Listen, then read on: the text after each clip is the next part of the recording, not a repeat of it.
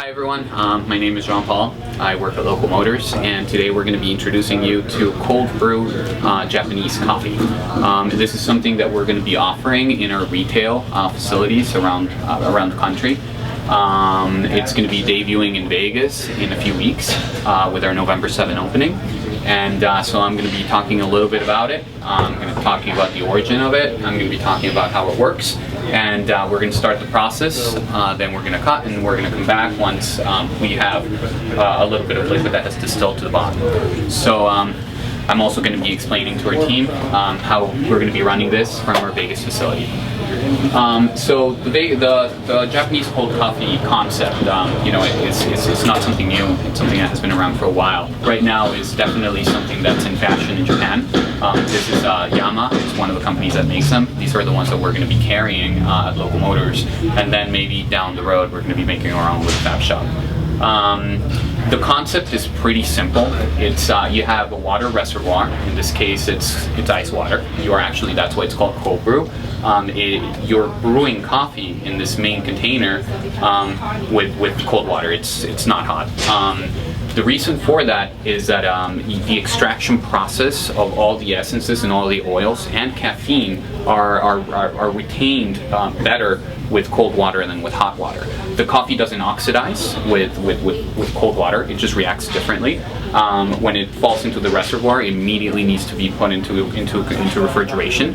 And it can last for a lot longer than regular coffee. We're talking here about days, maybe weeks in some cases, depending on the blend that you use. Another cool thing about Japanese coffee at the end with the taste is not only does it have almost twice the caffeine of regular coffee, but it also has a very chocolatey, very dense flavor.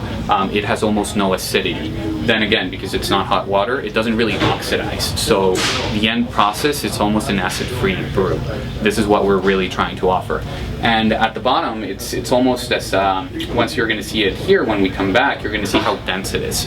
And the idea is that the long extraction time, so this brews between 8 to 12 hours, allows all of the water to absorb all of its essences and oils, and then it's concentrated. So when we serve it to the customers, we're going to have to dilute it. Usually people would like to use 50-50. It really depends to taste. What we're going to be doing here, and you're going to be seeing the artwork on how we're going to be presenting this, we're going with a weight concept similar to oils. So we're going to have a 40 weight, a 30 weight, 40 weight, and 50 weight, and that has to do with the roast. So we are going to be using artisan roasters, locally sourced. We're always going to have a blend from any of our microfactories. So we're going to have a Phoenix or a Arizona blend. We're going to have a Nevada one, and wherever else we open, we're going to carry specific blends. In this case, for this batch, we're brewing a Sumatra organic from Cave Creek Roasters. They're a local Arizona roasters. They're excellent guys. You should check them out. And it's a very bold, very dark flavor. So in our system of weighing, this would be a 50 weight. We can either do decaf, and we can also do regular. This is regular. So I'm going to start this up. Before I start, there's two other components that you can't readily see on camera. One is a ceramic filter. This is a really unique filter, and it comes at the bottom of the cylinder here, if you can see it, and it doesn't allow the grains to be able to mix with the coffee. So at the end, you get a very thick, concentrated brew without having any grains in them. At the top of the container, you have a regular plastic filter, paper filter, sorry, and that allows for the water to distribute evenly as it flows in.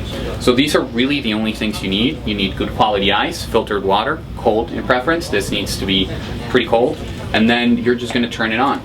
We've experimented with different blends. Over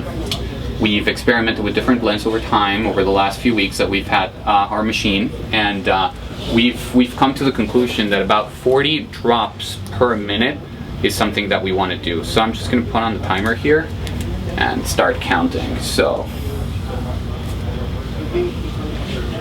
this is a little bit too fast.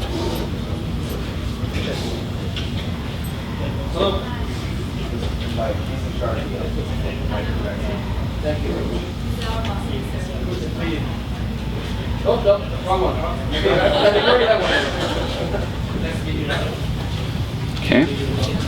That seems about right. So what we're going to be getting around here, and what you're going to be seeing, is the water is going to fall here drip by drip. It's going to infuse with the coffee, and what's also interesting about this is that we can add other components to coffee that are other components. We can add lavender, we can add tree bark, we can add a lot of different things to it that are going to make it, are going to assume different flavors. But right now we're just doing coffee. Then what you're going to see when we come back is the drip is everything here is going to get infused, and then you're going to start seeing coffee rolling down here. Some experts say that the circular motion of this in the cylinder allows the coffee to blend better. I don't know if that's necessarily true, but that's some of the things that are being said. And then, it obviously it definitely goes back here into the reservoir. And again, this is an 8 to 12 brew cycle. And so this is what we're going to be introducing Local Motors in about 2 weeks. So stay posted, and we'll let you know more as we advance. Thank you so much.